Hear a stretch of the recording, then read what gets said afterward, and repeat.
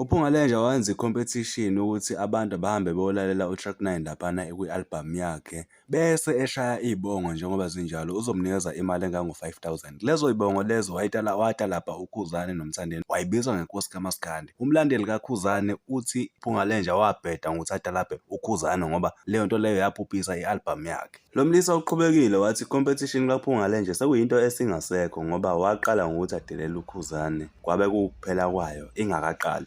Uyothola u-5,000 rands. Muke wayenza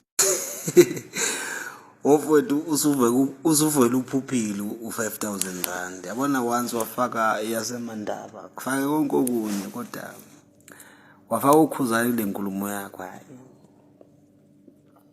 angeke mfowethu ukuthi usalaleleka and uyiphuphise nje usaqala ukucula. Mkhiphi wasemandaba ley'bongo zakho ba ayi ngeke inkosi yomaskandi leyo imdedele lo mfana lo. Hayi uyayazi into yakhe. Manje sikhuluma ukuthi uqhwakele wenza imicimbi yakhe wenza into eziningi lo muntu lo. Usani kumfaka ezintweni engamele angene kuzo.